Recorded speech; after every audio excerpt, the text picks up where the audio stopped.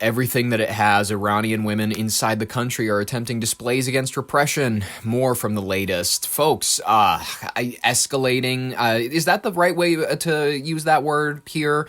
Or dramatic? Iran vowing to fight back fiercely against ongoing U.S. and Israeli military strikes. Iranian officials, if you don't know, they've made it clear, Tehran, they are ready to retaliate using the full extent of its military capabilities, with some reports describing it, quote, as everything it has. It comes as widening war is now entering its sixth day, where the United States and Israeli forces are targeting key sites in Iran, including military installations, leadership compounds. In response, Iran has launched waves of missiles and drones, not just at Israel, but across the Gulf nations, hitting U.S. bases in places like Qatar and Bahrain, very interesting, as well as energy facilities and infrastructure in neighboring countries. Strikes have caused casualties on multiple sides, disrupted global air travel, and raised alarms about threats to critical shipping routes like the Strait of Hormuz.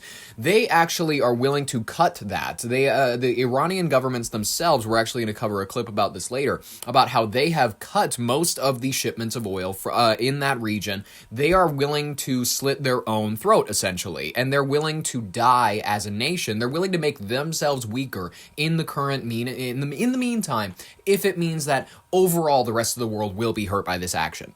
I know, that's like a very suicidal action. Anyways, we have this clip. We're gonna get right into it. Why not? We need to talk about actual news. Go. Donald Trump has admitted America's attack on Iran isn't going to plan as more US assets come under attack. That's one way to say it. Hundreds of Aussies are heading home on the first flight out of the Middle East since the war began. They're fleeing Dubai, where America's consulate has been bombed. While President Trump insists Iran's Navy and Air Force have been knocked out, he out. says he's surprised at Tehran's response. Really? Under fire, Iran hits America's consulate in Dubai and targets another in Jordan. This war Duck and cover. Get away from the windows. I love dystopian voices coming over speakers. That's just one of my favorite aesthetics.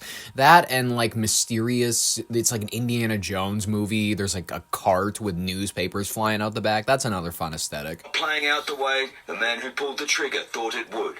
Amazingly, they're hitting countries that were, let's call them neutral, right? They lived together for a long time.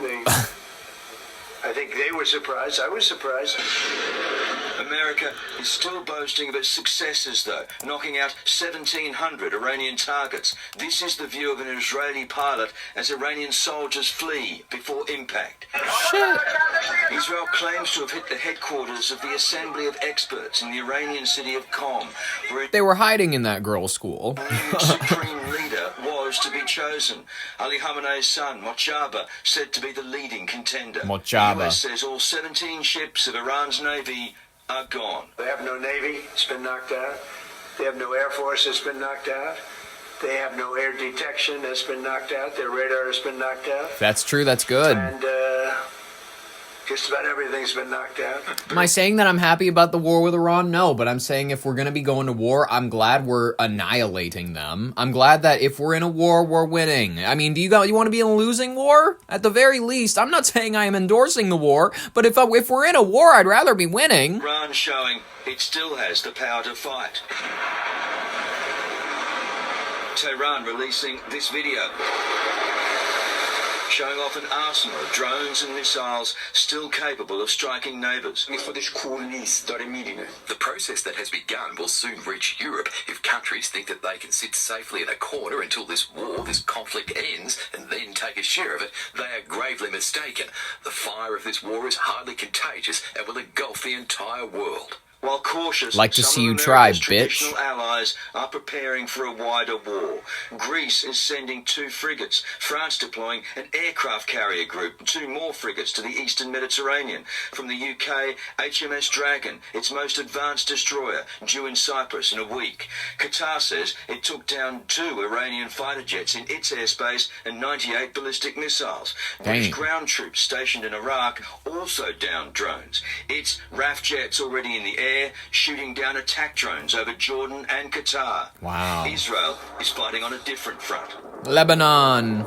How fun. Following Beirut, Beirut, targeting Iranian proxy Hezbollah. 40 are dead, 30,000 displaced. Among the... Because they made the mistake of living in land where terrorists are. So as a result, we need to blow the shit out of their homes as well. It's not my fault. It is not my fault that they decided to live among terrorists. Those killed, a key Iranian Special Forces commander hiding out.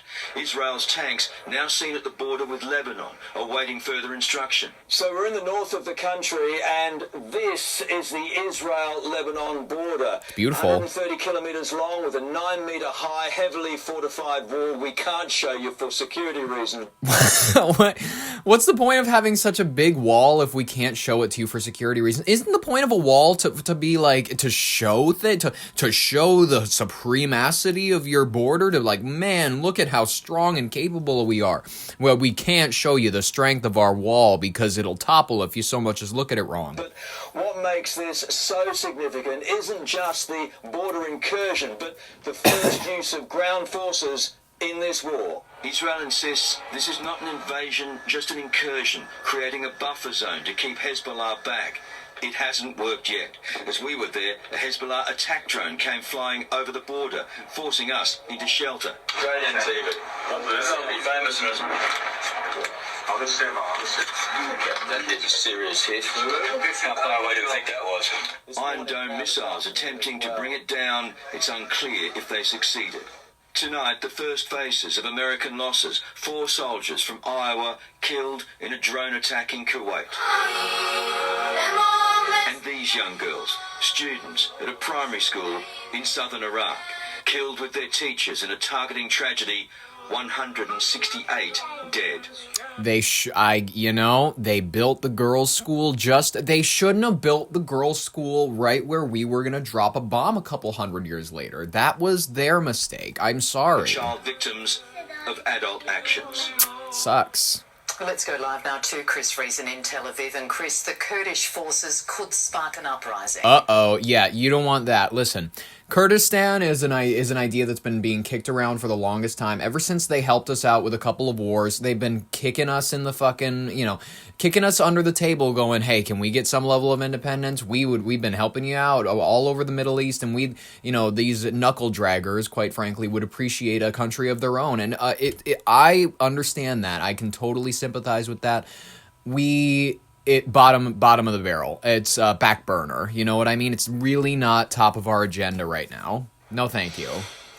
Rosanna, good evening. There are credible reports this evening that America's intelligence agency, the CIA, is in talks with Kurdish rebels in the north of this country with a view to giving them weapons, arms, and military equipment to try Doesn't that sound like a great idea? Revolutionary Guard. CNN reporting. Want to arm the Middle East even more, you guys? We want to arm the Middle East as much as possible. Is that what the goal here is? We're gonna the Kurds. Let's formulate a revolution within this little diaspora community of a bunch of people who would like to establish a country of their own. Who's to say they're not going to take the weapons and go establish Kurdistan? That's my question. Critics say this is a dangerous, highly contentious move, but intelligence sources saying that it may be the only way to achieve the essential objective of this war against the regime, to completely replace it. Will? All right, thank you, Chris. Thank you, Chris. Meanwhile, President Trump has been grilled by reporters at the White House over America's involvement in the Middle East. Trump denies doing Israel's dirty work and says US troops had to strike first. For the first time, Donald Trump taking questions on the war.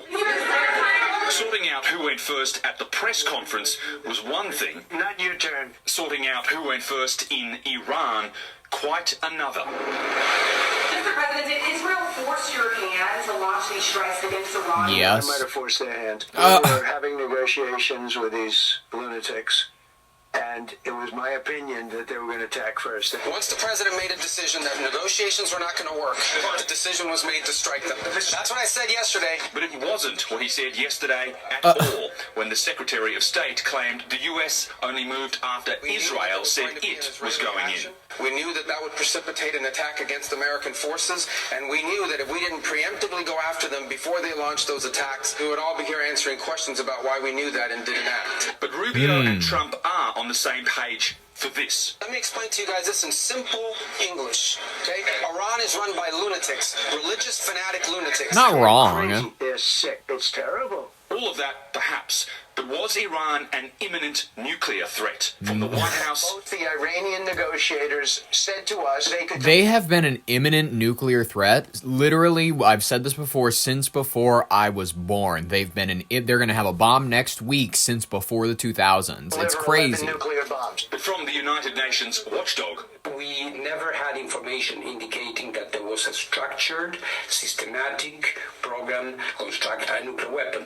Either way, You weren't looking says hard enough. Trump. But I have never had more compliments on something I did. The compliments Very, today very hard. from ally Germany and its Chancellor Friedrich Merz, Spending the night in your guest house. while Spain is in the doghouse. Very uncooperative. We're going to cut off all trade with Spain. We don't want anything to do with Spain. And while Germany is on board, Get rid of this terrible terrorist regime, it wants to know what's next. and we have to talk about the strategy. As others say the same. I just left a classified briefing on Iran. It is so much worse than you thought. You are right to be worried. I bet. Today, what his worst case scenario would be once this war is finally over. Donald Trump said it would be finding out that the regime change he's been pushing for hasn't worked. Let's be so honest right now. This will go about as well as the Bay of Pigs invasion. Why do I use such a specific comparison? Because once again, like the Bay of Pigs invasion, the military had planned to arm Cuban friendlies, essentially to overthrow their own government.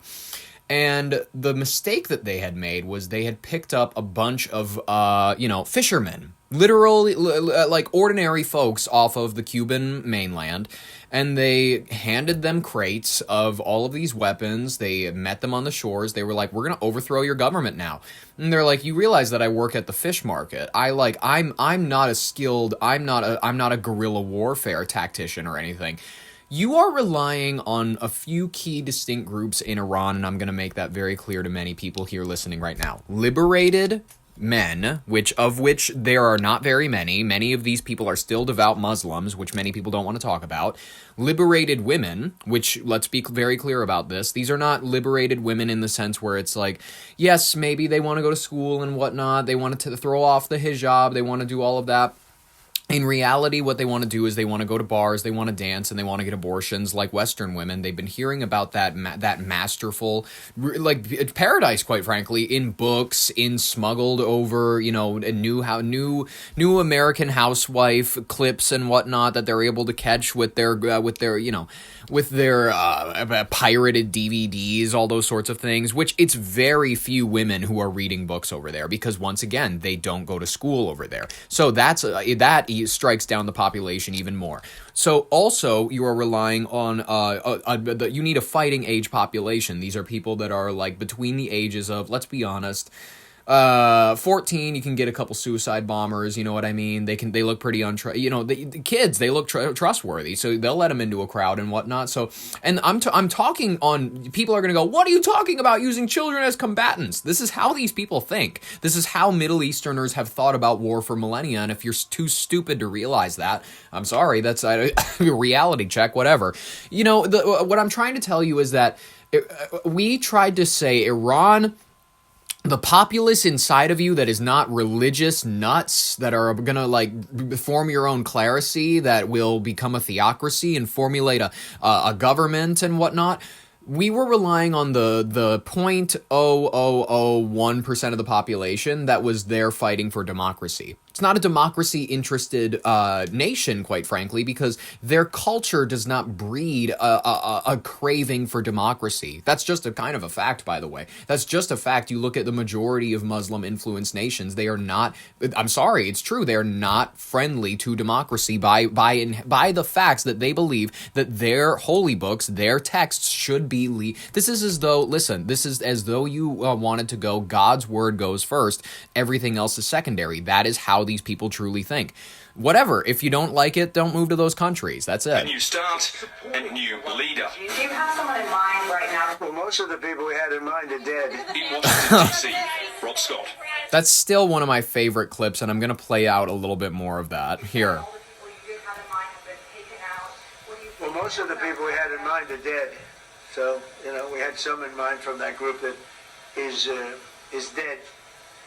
And now we have another group. They may be dead also, based on reports. Based on So I reports. guess you have a third wave coming in. Pretty soon we're not going to know anybody. But we have, I mean, Venezuela was so incredible because we did the attack and we kept government totally intact. Mm-hmm. And we have Delcy, who's been very good. We have the whole... Yeah, it's sad that you guys couldn't do just a clean incursion this time. And Adelaide petrol prices have spiked to $2 a litre, even before the cost of the war Petrol flows prices? You're going to start complaining to me about petrol prices? Anyways, let's cover the Strait of Hormuz. We now have final proof that Iran will retaliate with everything it has, and to hell with the consequences. Now that its new leaders have decided to close the Strait of Hormuz and set on fire any tanker that passes, they're not just blocking the route for 20% of the world's oil, they are cutting their own throats, because Iran depends on that waterway more than any other country. All of its oil exports go through the Strait of Hormuz. That's about 1.7 million barrels every day last year. But its new leaders no longer care about crippling their own economy.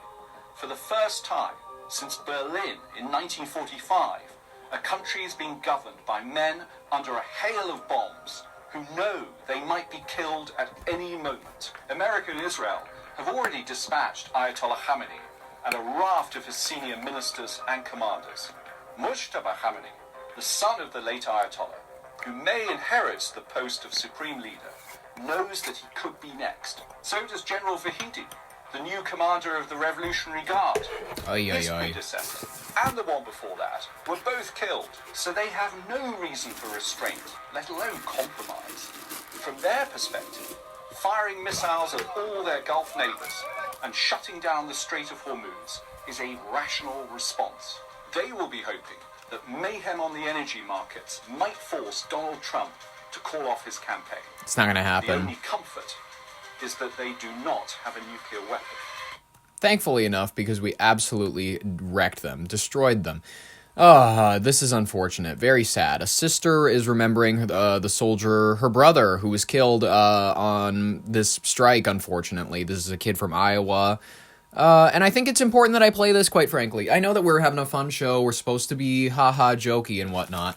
I think it's important, though, to remember that there's genuine human cost at this war, because even though we like to have fun with it, even though we like to go, haha, you know, shit's getting blown up, shit's getting traded, you know, Bibi Netanyahu is not the only dancing Israeli now, whatever, haha, we like to have our jokes, you know, obviously. This is ridiculous. No one wants to die for Israel. A lot of people... one guy made this point. It was... I'm going to find this clip. But there was a Marine who got ripped out of a courtroom because he started screaming. Admittedly, this... Okay, people are going, he has his freedom of speech and whatnot. He shouldn't have been doing it in the way that he was doing, because this was a testimony area where they were not taking public commentary. You should have reserved yourself for public commentary. The way that you did it was just purely, you know, it was for show, it was for whatever, but clearly it worked, because he ended up getting escorted out by security. The Marines, they grabbed, well, not the Marines, the security officers grabbed the Marine because he was shouting, no one wants to die for Israel and whatnot. They were dragging him out of the room. And he was literally grabbing on for dear life to, like, whatever he could in order to resist from getting pulled out.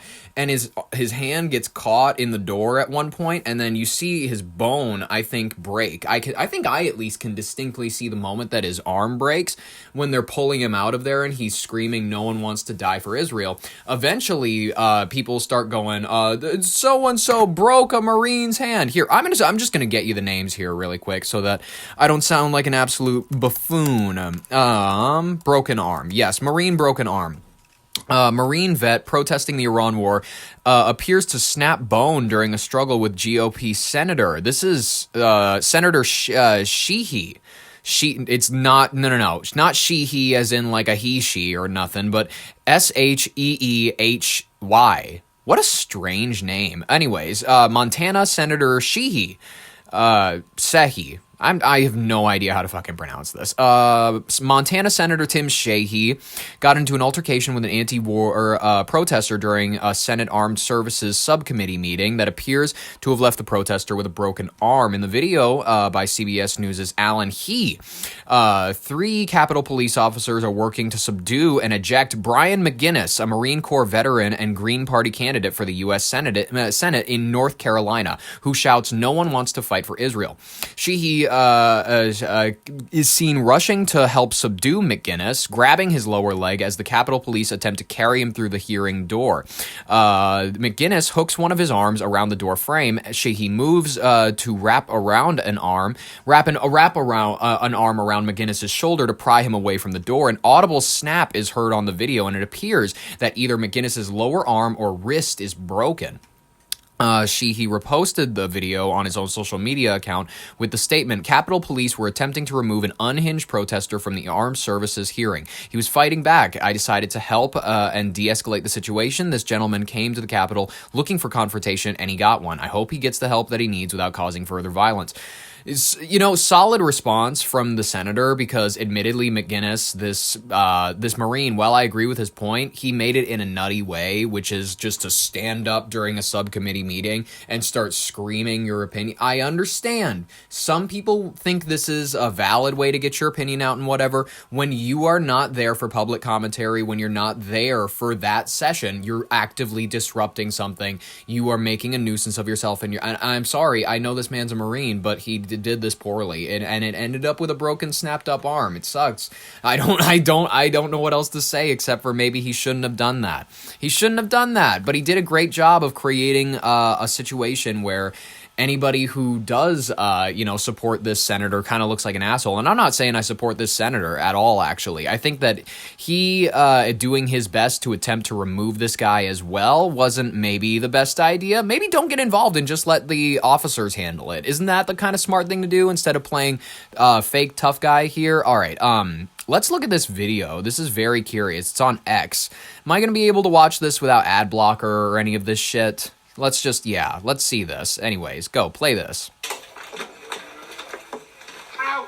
No one wants to fight for Israel! His hand! Oh! His hand!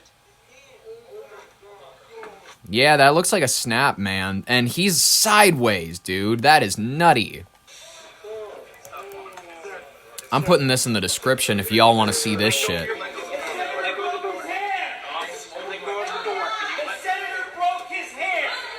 The senator did not break his hand. This dude got his own hand jammed into the door when he was getting pried out of the door. But pried literally through the doors. He was getting pried through the doors because he was interrupting a subcommittee hearing. This dumb shit. Sorry, he's a dumb shit. I don't care if you served in the military. You dumb shit. You made your own cause look stupid and you broke your own hand as a result.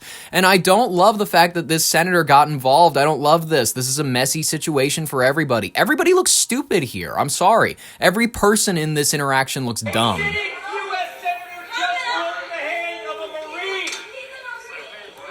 He's a Marine!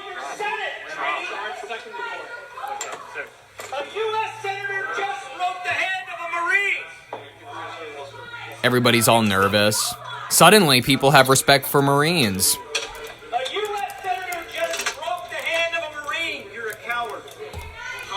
I'll put this in the description under Marine breaks hand.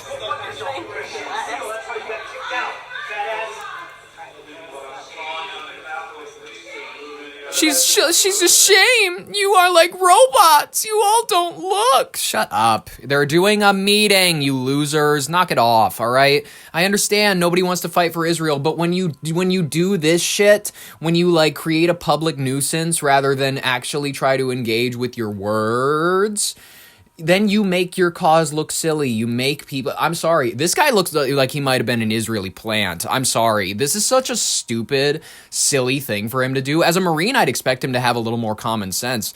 You know what I mean? Than to do this shit and to get himself into a certain situation. He seems mentally defective, quite frankly. I don't know, man, guys. This seems weird. It's just, like, weird to, like, see people who would, like, actively, like, make their cause look stupider, even though they're trying to... Apparently, he's like, I don't want people to die for Israel, but I'm gonna go look like a real fucking nut for some reason. I don't get it. Whatever. This girl, she's remembering her brother who was blown up, unfortunately. It sucks. In 2 months. He was gonna be 21 in 2 months. I still don't fully think it's real. I didn't think it was real when they told us. That sucks. Because I just remember all of our conversations about what he was going to do when he came back. And so I'll just be sitting and thinking about it. And then, it's really hard. I really wish I got to tell him I love him one more time. Because he was just so amazing. And he was in front of everybody. Just was, like, really strong. He never let his emotions really show. But I don't know. I can't help but think because he was my little brother and he was probably really scared even if he didn't want people to know. And so I just wish he could have known one more time that we all loved him because he was so amazing and kind. You seemed like a loving family. I'm sure he did know. Quite frankly. I'm just trying to be honest with you. This is sad. It's really sad. How am I going to pull this one out of the gutter? Maybe if we hop across the pond real quick and we get some back and forth from our favorite Monty Python country. I still think they're all faking this stupid accent. It's not real. It's legit. But when you hear someone like me talking, you're like, I don't think he's faking his accent. I don't think that he's trying to put on an affect. I don't think that he's trying to dress up his style or nothing.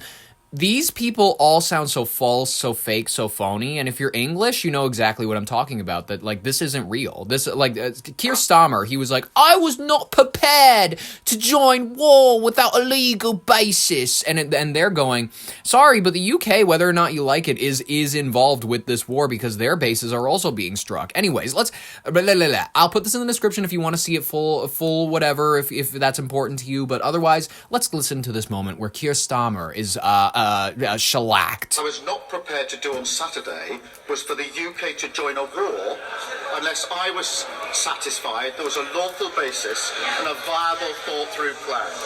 That remains my position. That wasn't the question I asked him. Yeah. Nobody wants to see an escalation. The fact is, Mr. Speaker, our bases, in case they don't realize, our bases have already been attacked. Iran is trying to kill our servicemen and women. He is catching arrows rather than stopping the archer. That's what we're talking about. I love that phraseology. He is catching arrows rather than stopping the archer. I like that. She's good. Why is he asking our allies to do what we should be doing ourselves? I would say to Labour MPs, we are in this war whether they like it or not. Nice. What is the Prime Minister waiting for? Prime Minister, Mr. Speaker, let me give a little more detail because for a number of weeks now, we've been pre-deploying our capabilities to the region. In doing so, we've been liaising very closely with the United States, as the House would have expected. Therefore, radar systems were pre-deployed, ground-based air defence was pre-deployed, counter-drone systems were pre-deployed, and F-35 jets were pre-deployed. Mr. Speaker, that is why, since Saturday morning, multiple F-35s and Typhoons have been in operation not just in the Middle East, but across Cyprus. Further missions were flown overnight, Typhoons defending in particular Qatar, and F-35s defending other regional parties. Is this where Americans got that dumb pronunciation of the country of Qatar? They're like, it's Qatar, the country of Qatar in the Middle East. Is that, they heard English people pronouncing it Qatar, and they, for some reason, were like, it's Qatar. I hate it. Yes, Iranian women, they're celebrating, apparently. And here's a thing from the Telegraph about it. While Iranian women tear off their hijabs in the streets, defying a regime that has brutalized them for decades, why are Western feminists sitting on their hands? How have they allowed themselves to obsess over boardroom quotas, pay gaps, microaggressions, yet neglect the plight of women living under the oppressive Islamic regime? Iran's women footballers this week refused to sing their country's national anthem. Here's the curious thing about it, is that Western feminists, they hear about the plight of the Iranian woman, and unfortunately, due to the fact that modern Western feminism is more often than not aligned with libertine values of respecting everybody's culture, and the odd globalist belief of everybody, for some reason, if you get down to it, is all the same person, and we are, whatever, culture doesn't really mean anything, and really a person is just a product of their environment or whatever. I understand there's many arguments to be made about all those sorts of things and whatnot, but when it comes to the fact that many Western women are not interested in calling out that culture is because they go, it's a culture. How am I supposed to call out the culture? It seems like all of those women want to wear the hijabs. It's a culture. So technically, it would be xenophobic of me to try to get these women released. That is where Western feminists find it difficult to be able to call out it, because they believe it to be disrespectful of someone else's culture. They see the hijabs and they see the brown ladies that are making their coffee, and they ask, do you really like wearing that? And then the brown lady, while she's handing them their coffee, goes, actually, I do. Actually, my mother grew up wearing one. Her mother before her. We love wearing it. It's like it's embedded in these people's minds, okay? So you can't convince them not to like something that they like to wear. An act of dissent broadcast to the world. Footage has emerged of motorcyclists riding through Tehran with banners declaring, we can and we must overthrow the regime. These are not virtue signalling gestures performed from the safety of Western laptops, but dangerous acts of rebellion against a regime that imprisons and murders its critics. Domestically, our supposed social justice warriors ignore awkward questions around women's autonomy within tightly knit immigrant communities. Yep, they're like, hey, tightly knit immigrant communities are allowed to treat women however they'd like, even in the United States. If those women are if women are literally like hoisted on horses and sold into marriages at the age of 14 while crying, you can't call that uncivilized culture. You're Hindophobic. You're Hindi-phobic. You don't like child marriages? You don't like... It's such a curious thing to watch people try to, harangue that thing in their mind, where they're like, well, they try to make sense of it. They go like, man, other cultures, every other culture, there's no such thing as uncivilized cultures. But some cultures have child marriage. But that goes against liberal values, that apparently there's no such thing as uncivilized cultures. Wait a minute, maybe that's not actually a liberal value. It's like watching people get a brain virus out of their head in like a movie. It's like they try to fight the second voice that's in their head kind of speaking the truth, and they go like, no, it can't be true. It can't be true that certain cultures are uncivilized. It can't be true. That's not right. No, you watch them fight it. It's like, Mason, give us the numbers, Mason, when they're torturing him in Call of Duty, and then he's like, I can't, it's deep in my memories, I can't find it. Anyways. White male CEOs or professors instead. Female labour market participation goes ignored, even though the worklessness rate for those of Pakistani and Bangladeshi heritage is much higher than among white women. The progressive instinct to avoid cultural offence has trumped the need to defend women's autonomy. Now, it's easier to rage at the corporate patriarchy and pretend it can be resolved with fatuous HR training and endless guilt-inducing seminars than admit we have amongst us hundreds of thousands of people from cultures that view women as second-class citizens. Yep. And that's an uncomfortable truth that not many people want to address or register. They don't want to go, a lot of that Eastern world doesn't love women. Maybe actually the culture where we say white men are trash and whatnot, and that they actually just sit around and rape women all the time. Maybe actually the whiter cultures, maybe the European cultures actually are, maybe they're actually bastions of values where at least there's laws against rape, and there's not marry your rapist laws like there are in certain Eastern countries.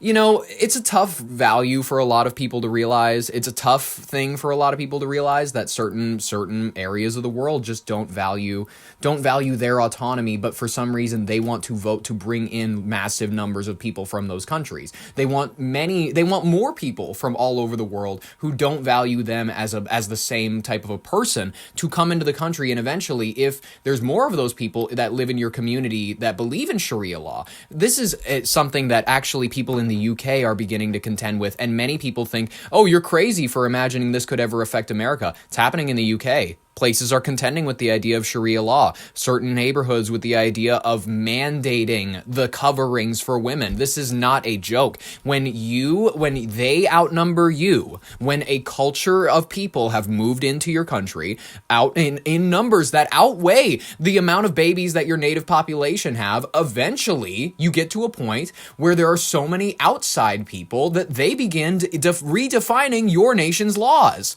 And if people go, great replacement theory, if people go, you're Islamophobic, you're having basic concerns about the redistribution of power because of immigration? Yes, I am actually. I'm having a basic conversation about the redistribution of power due to immigration. And why is this an uncomfortable talking point? Have you noticed that, like, if you're listening to this and, like, maybe you're a more liberal-minded person who hasn't been taught to question the idea of immigration affecting your voting power, maybe give it some thought. Because when people say things like, oh, they're coming to create more babies than you, they're coming to have more babies than white families, the numbers don't seem to suggest that that's a lie. Are you saying that the statistics are lying? People go, great replacement theory. Yeah, it's hardly a theory at this point. It's just sort of a thing that you look at and you go, it's supported by the numbers. They'll eventually outnumber white people in the United Kingdom. They're on track for it in the UK by 2060. So people want to go, oh, this is... No. The United Kingdom does not have a right to be inherently English. People will go, okay, does Egypt have a right to be Egyptian? Does the country of Niger have a right to be Nigerian? Does Chad have a right to be... Nigeria, have a right to be Nigerian? Or do the Sudanese have a right to be, the Sudanese? Absolutely they do. Do Ukrainian people have a right to their own homeland? Absolutely they do. But for some reason, when you have the conversation around the idea of white people, the idea of white people or countries founded under white policy, for some odd reason, you have the conversation of immigration affecting them. Oh man, that's an untouchable. That's one that you can't touch with a 10-foot pole. Otherwise, people will call you a white supremacist. People will go, Nazi! People will go, you want to kill the immigrants? No. I want to have an honest, open conversation, and I'm tired of people throwing out, you're this! You're that! Shut up! Stop talking about this! Stop talking about the idea that people might vote for Sharia law one day. And if you don't know what Sharia law is, are you equipped to have this conversation? I don't. You might as well just turn it off. It's okay. Ladies and gentlemen,